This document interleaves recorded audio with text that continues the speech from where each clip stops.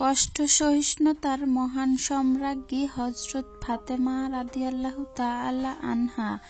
নবী দুলালে কলিজার টুকরা হযরত ফাতেমাতুজ-জোহরা রাদিয়াল্লাহু তাআলা আনহার জীবনের প্রতিটি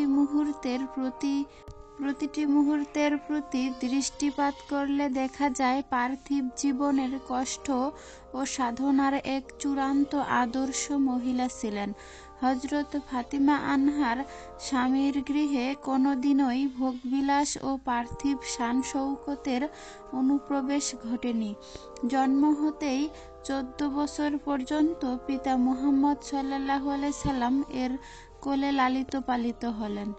নবী গৃহে কোনোদিন পার্থিব আরাম আয়েশ দিন কাটাতে পারেননি, বরং কষ্ট সাধনা ও কষ্ট সহিষ্ণুতার উত্তম শিক্ষা পেয়েছেন। হযরত আলী এর সাথে বৈবাহিক বন্ধনে আবদ্ধ হওয়ার কিছুদিন পরেই হযরত ফাতেমার স্বামীর গৃহে চলে যান। পূর্বেই বলা হয়েছে যে হযরত আলী ছিলেন অত্যধিক গরীব, যার কারণে বিবাহের পরে নতুন সংসার করলেও তার গৃহে কোনো আসবাবপত্র ছিল না। নবী দুলালী হযরত ফাতেমাতুজ-জোহরা পিতার গৃহ হতে স্বামীর গৃহে আসার সময় উহার স্বরূপ যে আসবাবপত্র সাথে নিয়ে এসেছিলেন, তার মধ্যে একটি জিনিসও হযরত আলী বাড়াতে পারেননি। দর্শকগণ, নবী দুলালী হযরত ফাতেমাতুজ-জোহরা রাদিয়াল্লাহু তাআলা আনহা তার জীবনে এত কষ্ট করেছেন যে তার তুলনায় আমাদের কষ্ট কোনো বড় ধরনের কষ্টের মধ্যেই পড়ে না।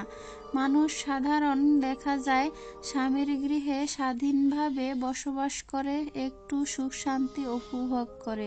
সেই সুখে স্বামীর গৃহে হযরত ফাতেমা যা তা ঘুরাতে ঘুরাতে হযরত ফাতেমা রাদিয়াল্লাহু তাআলা আনহা এর হাতে ফোস্কা পড়ে গিয়েছিল। শুনলে দুঃখ লাগে নবী দুলালী কত কষ্টের মধ্যে দিয়ে স্বামীর সংসার করেছেন। এমন বর্ণনাও পাওয়া যায় যে স্বামী গৃহে গায়ে জড়ানোর মতো মাত্র একটি চাদর ছিল। সেই চাদর এত খাটো ছিল যে তা দিয়ে মাথা ঢাকতে গেলে পা বের হয়ে যেত এবং পা ঢাকতে গেলে মাথা বেরিয়ে যেত। জীবিকার অবস্থা এতই করুণ ছিল যা শুনলে প্রত্যেক মুসলিম নরনারীরই অন্তর কেঁপে ওঠে। কোনো বর্ণনা থেকে জানা যায় যে হযরত ফাতেমার স্বামীর গৃহে কখনো সারা সপ্তাহে চুলায় আগুন জ্বলত না। এমন দেখা গেছে ক্ষুধা নিবারণের জন্য গৃহে কিছু না থাকলে ক্ষুধায় বেশি কাতর হলে পেটে পাথর বেঁধে দিতেন। একবার হযরত আলী জীবিকার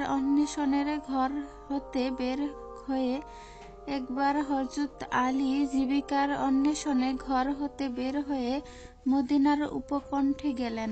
এই দেখতে পেলেন জনৈক বৃদ্ধা সামান্য ইট পাথর জামান করে বসে আছে। নবী জামাতা হযরত আলী বৃদ্ধাকে দেখে মনে মনে ভাবছে, হয়তোবা বৃদ্ধা তার বাগানে পানি সিঞ্চন করতে চায়। সত্যি তার ভাবনা ঠিক হয়ে যাওয়ার পরে পারিশ্রমিক ঠিক করে পানি উঠিয়ে সিঞ্চন করতে লাগলেন।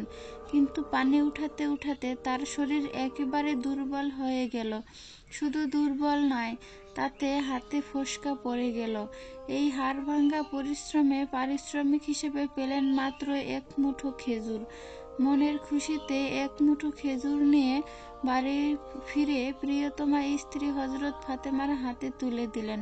নবী দুলালী হযরত ফাতেমা রাদিয়াল্লাহু তাআলা আনহা এর দুনিয়া জীবনের নিয়ামতের মধ্যে সর্বোত্তম নিয়ামতই ছিল মোটা কাপড় ও মোটা রুটি। নবী দুলালী হযরত ফাতেমা শত কষ্ট ক্লেশের মধ্যে জীবনযাপন করেও কোনোদিনই কারো কাছে কষ্টের কথা বলতেন না, বরং অধিক অভাব অনটনের মধ্যে সবর করতেন। বেহেশতের খানা প্রাপ্ত নিখিল বিশ্বের ত্রাণকর্তা সুপারিশের কাণ্ডারী হযরত ফাতেমা রাদিয়াল্লাহু তাআলা আনহা কোনো এক সময় এক বেহেস্তের খানা প্রাপ্তি। নিখিল বিশ্বের ত্রাণকর্তা সুপারিশির কাণ্ডারি হজরত মুহাম্মদ সাল্লাল্লাহু আলাইহি সাল্লাম কোনো এক সময় একাধারে 2 দিন না খেয়ে থাকার পর তৃতীয় দিনে কিছু খাবারের প্রত্যাশায় আদরের দুলালী মা ফাতেমার স্বামী গৃহে উপস্থিত হলেন। রাহমানুর রাহিম আল্লাহ তাআলার বুঝার শক্তি কারণেই এদিকে নবীকন্যা হজরত ফাতেমার গৃহে 3 দিন পর্যন্ত পরিবারের সকলে না খেয়ে আছেন। এমনই অভাব অনটনে সংসারে কিছু খাবারের প্রত্যাশায় প্রিয় নবী সাল্লাল্লাহু আলাইহি সাল্লাম আদরের দুলালী মা ফাতেমা রাদিয়াল্লাহু তাআলা আনহা আদরের দুলালী মা ফাতেমার স্বামী গৃহে উপস্থিত হলেন। নবীকন্যা হজরত ফাতেমা প্রিয় নবী সাল্লাল্লাহু আলাইহি সাল্লাম এর পবিত্র চেহারার দিকে দৃষ্টিপাত করেই বুঝতে পারলেন যে তার পিতা প্রিয় নবী সাল্লাল্লাহু আলাইহি সাল্লাম অনাহারে কষ্টে ভুগছেন। এদিকে প্রিয় নবী সাল্লাল্লাহু আলাইহি সাল্লাম কলিজার টুকরা হজরত ফাতেমা এর চেহারার দিকে তাকিয়ে বুঝলেন যে তার আদরের মেয়েও অনাহারের কষ্টে ভুগতেছেন। প্রিয় নবী সাল্লাল্লাহু আলাইহি সাল্লাম আদরের কন্যার ক্ষুধা কষ্টের অবস্থা বুঝে প্রকাশ করলেন না, বরং মেয়েকে ধৈর্য সম্পর্কে কিছু গুরুত্বপূর্ণ উপদেশ দিয়ে ফাতেমার গৃহ হতে বিদায় নিলেন। এদিকে নবীকন্যা হজরত ফাতেমা রাদিয়াল্লাহু তাআলা আনহা পিতা প্রিয় নবী সাল্লাল্লাহু আলাইহি সাল্লাম তার স্বামী গৃহ হতে না খেয়ে যাওয়ায় মনে খুবই কষ্ট পেলেন। আর কষ্ট পাবারও কোথাও, মেয়ের গৃহ হতে অনাহারী পিতা না খেয়ে যাবে এটা সহ্য করার মতো না। তবে মন খারাপ করলেও একটি মুহূর্তের জন্য ধৈর্যহারা না হয়ে রাহমানুর রাহিম আল্লাহ তাআলার উপর পূর্ণ আস্থা রেখে দুহাত তুলে প্রার্থনা করলেন। কান্না ভেজা কণ্ঠে আল্লাহর কাছে ফরিয়াদ জানালেন, হে আমার খোদা, আমাকে তুমি যেভাবে রাখো তাতেই আমি খুশি। কিন্তু আমার দুঃখ হলো আমার পিতা হজরত মুহাম্মদ সাল্লাল্লাহু আলাইহি সাল্লাম আমার স্বামী গৃহ হতে না খেয়ে গেলেন। আল্লাহ তাআলার কাছে হৃদয়গ্রাহী ভাষায় প্রার্থনা করতেছেন। এমনই সময় হঠাৎ দেখতে পেলেন এক অপরিচিত লোক এসে রুটি এবং পাকান গোশত রেখে গেলেন। নবীকন্যা প্রার্থনা শেষে এহেন খাদ্য সামগ্রী দেখে খুবই খুশি হলেন। শুধু খুশি নয়, মুহূর্তের মধ্যেই পুত্র হাসানকে নানা প্রিয় নবী সাল্লাল্লাহু আলাইহি সাল্লামকে ডেকে আসতে পাঠালেন। কিছু সময়ের মধ্যে প্রিয় নবী সাল্লাল্লাহু আলাইহি সাল্লাম ফাতেমার গৃহে উপস্থিত হলেন। তিনি উপস্থিত হওয়া মাত্রই তার সামনে নবীকন্যা ফাতেমা অপরিচিত লোকের দেওয়া খাদ্য তার সামনে উপস্থিত করলেন। প্রিয় নবী সাল্লাল্লাহু আলাইহি সাল্লাম হঠাৎ এহেন উত্তম খাদ্য দেখতে পেয়ে আদরের দুলালী কন্যা ফাতেমাকে এর কারণ জিজ্ঞেস করলেন। নবীকন্যা হজরত ফাতেমা কোনো কিছু চিন্তা না করেই জবাবে বললেন, যেখান থেকে হজরতে ঈসা আলাইহিস সালাম এর মাতা বিবি মরিয়মের খাবার আসতো সেই বেহেশত হতেই বরকতময় খাদ্য এসেছে। নবীকন্যা হজরত ফাতেমা রাদিয়াল্লাহু তাআলা আনহার মুখে কথা শুনে প্রিয় নবী সাল্লাল্লাহু আলাইহি সাল্লাম খুবই খুশি হলেন, যা বলার মাধ্যমে প্রকাশ করা সম্ভব না।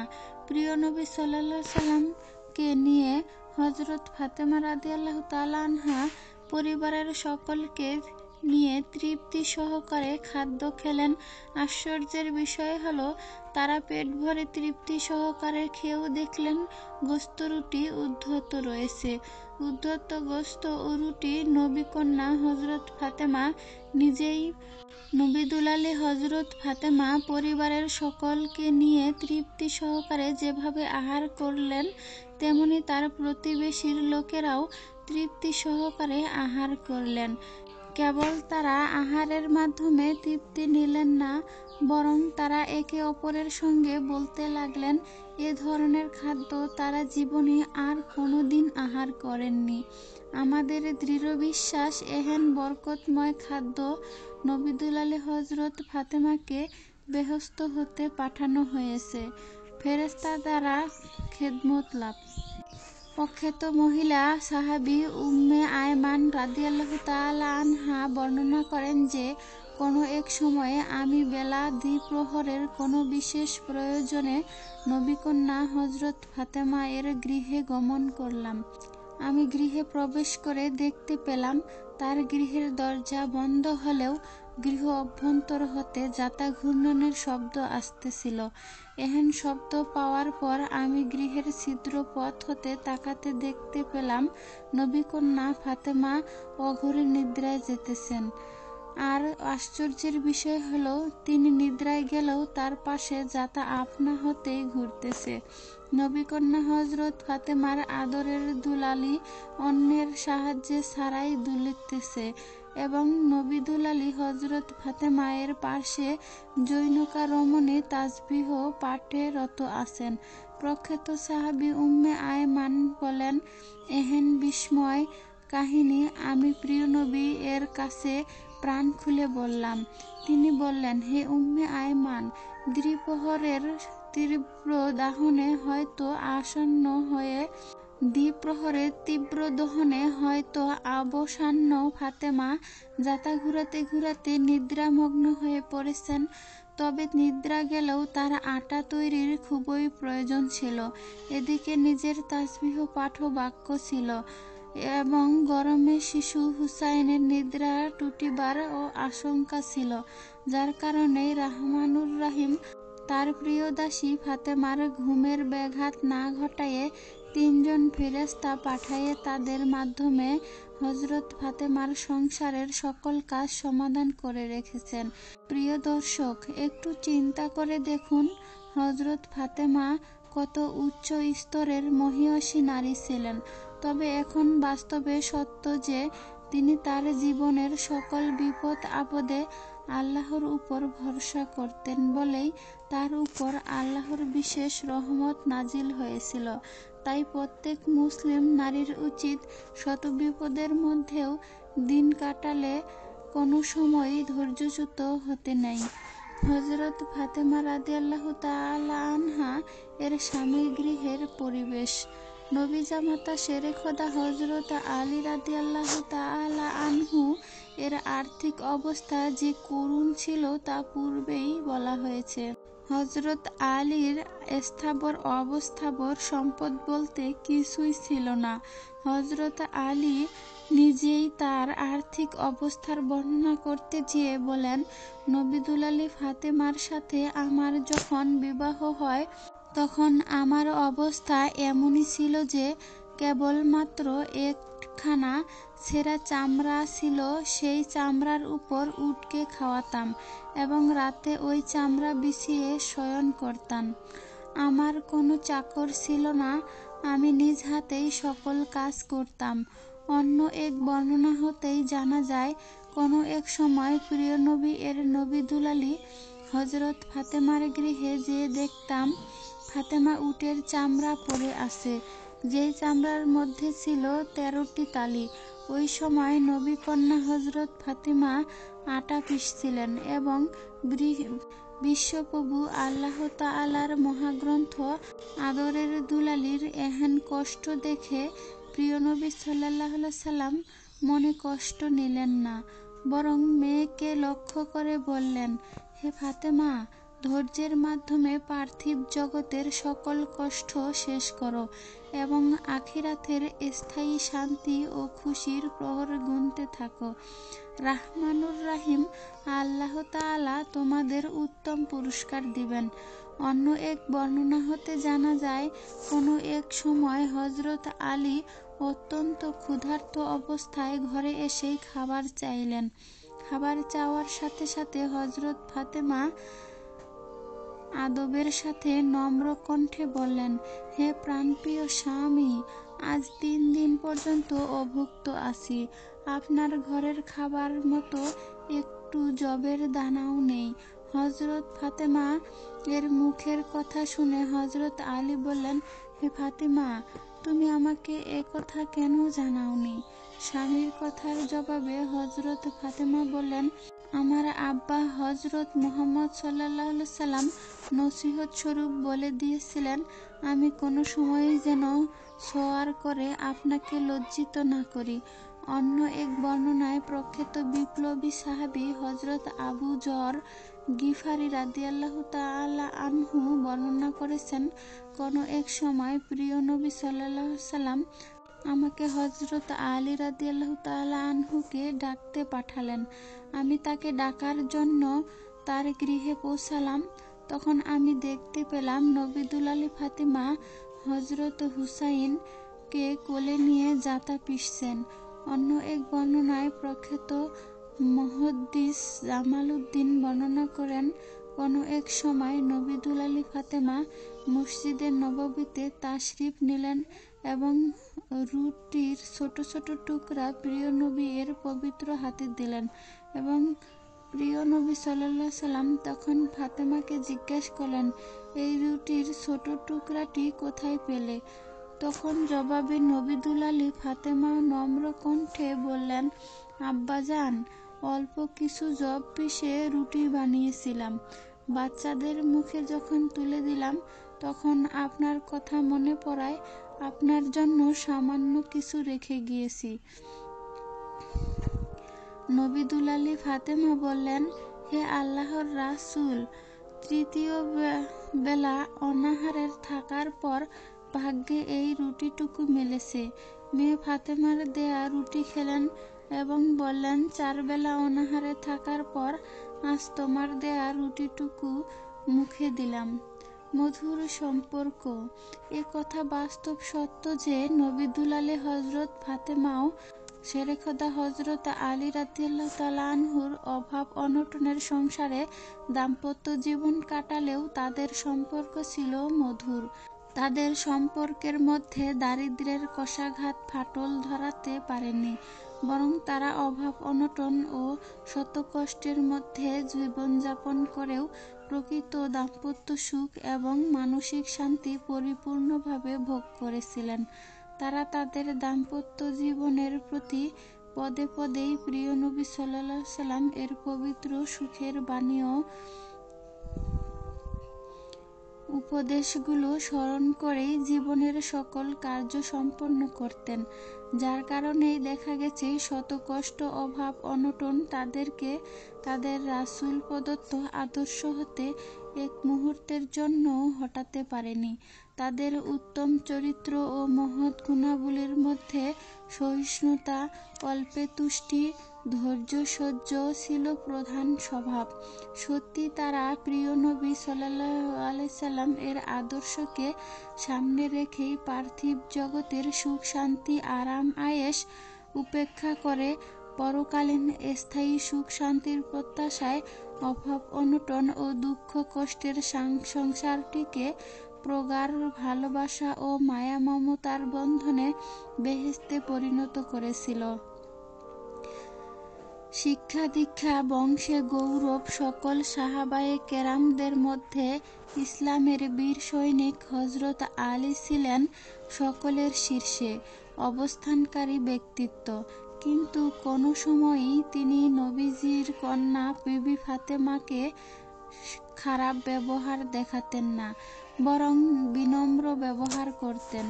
সত্য অপ্রিয় হলেও বলতে হয়, দাম্পত্য জীবনের সুখ দুঃখের সংসারে টুকিটাকি ব্যাপারে কোনো সময় হযরত আলীর মন মানসিক এভাবে সান্ত্বনা দিতেন যে নবীকন্যার সাথে খারাপ ব্যবহার করা মানেই প্রিয় নবী সাল্লাল্লাহু আলাইহি সাল্লাম এর সাথে খারাপ ব্যবহার করা। প্রিয় দর্শকগণ, একটু ভেবে দেখুন, হযরত আলী ও হযরত ফাতেমা কত উন্নত মহৎ আদর্শ নিয়ে দাম্পত্য জীবন কাটিয়েছেন। তদ্রূপই নবী দুলালী হযরত ফাতেমা ও আলীর গৃহে এসে সাংসারিক জীবনের কোনো ব্যাপার নিয়ে মানসিক খারাপ করার সাথে সাথেই পিত্রালয়ে হতে স্বামীগৃহে আসার সময় প্রিয় নবী যে কথাটি বলেছিলেন তার হৃদয়ের মাঝে স্থান দেয়। প্রিয় নবী সাল্লাল্লাহু আলাইহি সাল্লাম নবী দুলালী হযরত ফাতেমাকে আলী গৃহে বিদায় দেওয়ার সময় আবেগ জড়ানো কণ্ঠে বলেছিলেন, মা, মনে রাখবে স্বামীর সন্তুষ্টিতেই আল্লাহ তাআলার সন্তুষ্টি। হযরত আলীর অভাব অনটনের সংসারে হযরত ফাতেমাকে বসন ভূষণে সুসজ্জিত করে না রাখতে পারলেও আদর সোহাগ ও ভালো ব্যবহার দ্বারা হযরত আলী তাকে আপন করে নিয়েছিলেন। হযরত আলীর প্রিয়তমা স্ত্রী জীবন সঙ্গিনী হযরত ফাতেমাকে অন্তরের অন্তঃস্থল দিয়ে ভালোবাসতেন। শুধু ভালোবাসাই নয়, বাস্তবেও তার মতের বিরুদ্ধে কোনো কাজই করেননি। পক্ষান্তরে নবীজির কলিজার টুকরা হযরত ফাতেমার অভাব অনটনের সংসারের জীবন যাপন করেছেন বটে, কিন্তু কোনো সময়ই স্বামী হযরত আলীর সাথে রূঢ় ব্যবহার করেননি। হযরত আলী নিজেই বলেছেন, হযরত ফাতেমার অভাব অনটনের সংসার জীবনযাপন করলেও স্বামীর প্রতি তার অগাধ শ্রদ্ধা ও ভালোবাসা ছিল, যে ভালোবাসার মধ্যে কোনো স্বার্থ লুকায়িত ছিল না। সকল স্বার্থের ঊর্ধ্বেই ছিলাম আমি। শুধু ভালোবাসা নয়, স্বামীর অভাব অনটনের সংসারের প্রতি লক্ষ্য করেই নিজের সকল চাহিদা পরিত্যাগ করে কষ্টকে বরণ করে নিয়েছেন। অত্যধিক প্রয়োজনীয় জিনিসের আবদার করেও স্বামীকে বিপদগ্রস্ত করেননি। হযরত ফাতেমা স্বামী গৃহের সকল কাজই নিজ হাতে সম্পন্ন করতেন। অনেক সময় নবীকন্যা হিসেবে অনেকেই সাহায্যের হাত প্রসারিত করতে চাইতেন, কিন্তু ওই সময় ওই নবী দুলালী পবিত্র মুখ হতে বের হয়ে আসত নিজের হাতে স্বামী গৃহের কাজ সম্পন্ন করার মধ্যেই আনন্দ ও আত্মতৃপ্তি। হযরত ফাতিমা রাদিয়াল্লাহু তাআলা আনহা যে নিজ হাতেই স্বামী গৃহের কাজ করতেন, তা একটি ঘটনার মধ্য দিয়েই ফুটে উঠেছে। নবী জামাতা হযরত আলী নিজেই বলেছেন, কোনো এক রাত্রে নবী দুলালী হযরত ফাতেমা হঠাৎ করে অসুস্থ হয়ে পড়লেন। অসুস্থতা এমনভাবে বৃদ্ধি পেয়েছিল যে ওযু করে নামাজ আদায় করাও বিপদ মনে হতো। কিন্তু ওই সময়ও তায়াম্মুমের প্রথা প্রচলিত হয়নি। যাই হোক, শত কষ্টের মধ্যেও নবীকন্যা হযরত ফাতেমা ওযু করে ফজরের নামাজ পড়লেন। আমি জামাতের ফজরের নামাজ আদায় করার জন্য মসজিদে রওনা হলাম। মসজিদ হতে এসেই দেখতে পেলাম অসুস্থ ফাতেমা বসে বসে যাতায় আটা ভাঙতেছেন। সত্যি, তার এহেন দৃশ্য দেখে আমার চোখের পানি এসে গেল। আমি ফাতেমার মাথায় হাত রেখে বললাম, হে ফাতেমা, তুমি অসুস্থতা নিয়ে যাতায় আটা ভাঙতে শুরু করলে কেন? অসুস্থ ফাতেমা মুচকি হাসি দিয়ে বললেন, হে স্বামী, আপনার খুশিতেই রাহমানুর রাহিম আল্লাহ তাআলার খুশি বিধায় শত কষ্টের মধ্যেও আল্লাহ তাআলার আদেশ পালন করে ও আপনার খেদমত করে আমি আত্মতৃপ্তি পাই। হযরত ফাতেমা এর পবিত্র মুখের কথা শুনে হযরত আলী বললেন, নবীকন্যার আমল ও নবীর মতো। অন্য এক বর্ণনা হতে জানা যায়, হযরত ইমাম হাসান হোসেনের জন্মগ্রহণ করেছেন হোসেনের ফাতেমার কোলে, অর্থাৎ দুগ্ধপোষ্য শিশু। ওই দিন নবী দুলালী হযরত ফাতেমাতুজ জোহরা যাতায়। অন্য এক বর্ণনা হতে জানা যায়, হযরত ইমাম হাসান হোসেন জন্মগ্রহণ করেছেন হোসেন ফাতেমার কোলে, অর্থাৎ দুগ্ধপোষ্য শিশু। ওই দিন নবী দুলালী হযরত ফাতেমাতুজ জোহরা যাতায় আটা পিষতে শুরু করেছেন। এমনই মুহূর্তে হঠাৎ শায়িত হোসেন দুধের জন্য কেঁদে উঠলেন। হযরত আলী হোসেনকে কোলে নিয়ে আদর সোহাগে চুমু খেয়েও কাঁদা থামাতে পারলেন না। শেষ পর্যন্ত হযরত ফাতেমা ক্রন্দনরত হোসেনকে কোলে নিয়েই অতি কষ্ট করে যাতা ঘুরালেন। আর ওই সময় যাতা না ঘুরায়ে উপায় নেই, যেহেতু স্বামী হযরত আলীর কাজের লক্ষ্যে বাইরে যেতে হয়েছিল। কিন্তু বাইরে যাবার সময় হযরত ফাতেমা এহেন কষ্ট দেখে আলী অন্তরে খুবই দুঃখ পেলেন। আর দুঃখ পাওয়ার কথাও, যেহেতু নবী দুলালী ফাতেমা তার গৃহে এসে অবিরাম কষ্টই করেছেন। যাই হোক, হযরত আলী গৃহ হতে বের হওয়ার সময় তার পবিত্র চেহারার বেদনার্ত দৃশ্য দেখে ফাতেমা খুবই কষ্ট পেলেন। সে মনে মনে ভাবতেছেন, হয়তোবা স্বামী আমার ব্যবহারে কষ্ট পেয়েছেন। হযরত আলী কাজ শেষ করে ঘরে ফিরে এলেন।